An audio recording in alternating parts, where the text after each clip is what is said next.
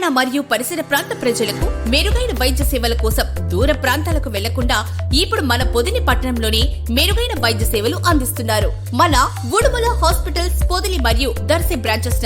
పొదిలి పట్టణంలోని పొగాకు వేలం కేంద్రంలో ఉద్రిక్తత చోటు చేసుకుంది. పొగాకు ఆశించిన స్థాయిలో గిట్టుబాటు ధర లభించకపోవడంతో ఆగ్రహం వ్యక్తం చేసిన రైతులు శనివారం నాడు వేలం ప్రక్రియను పూర్తిగా బహిష్కరించారు. పొగాకు బోర్డు ప్రధాన గేటు వద్ద కొనుగోలుదారులు మరియు అధికారులకు వ్యతిరేకంగా పెద్ద ఎత్తున ఆందోళనకు దిగారు.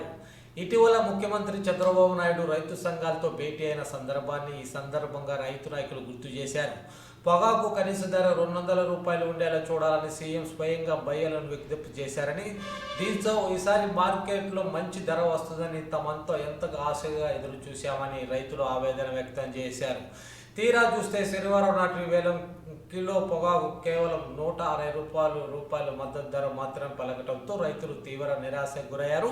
ముఖ్యమంత్రి ఆదేశాలను సైతం బయ్యార్లు ఖాతరు చేయటంపై రైతులు మండిపడుతున్నారు. పెట్టుబడులు కూడా రాని ఇటువంటి పరిస్థితుల్లో పొగాకు అమ్మే ప్రసక్తి లేదంటూ వేలం కేంద్రం నుంచి బయటకు వచ్చేసి నిరసన చేపట్టారు.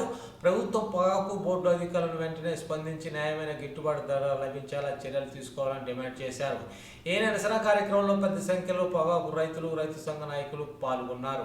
నేను పొదిలి పొగాకు బోర్డు నుంచి మాట్లాడుతున్నా. ఈరోజు ఇంతకుముందు సంవత్సరము 330 రూపాయల నుంచి 360 రూపాయల దాకా పొగాకు కొనుగోలు జరిగేది.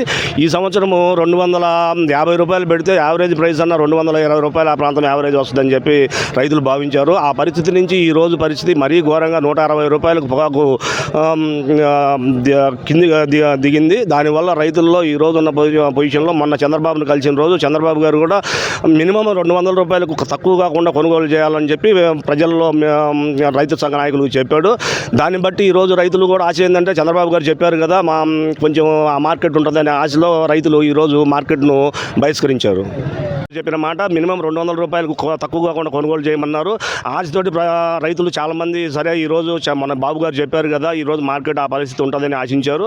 కానీ ఆ పరిస్థితులు ఈరోజు మళ్ళీ పరిస్థితులు 160 నుంచి 200 రూపాయల లోపే ఉంది కాబట్టి రైతులు నిరాశ చెంది బోర్డును ఆపేశారు ఈరోజు.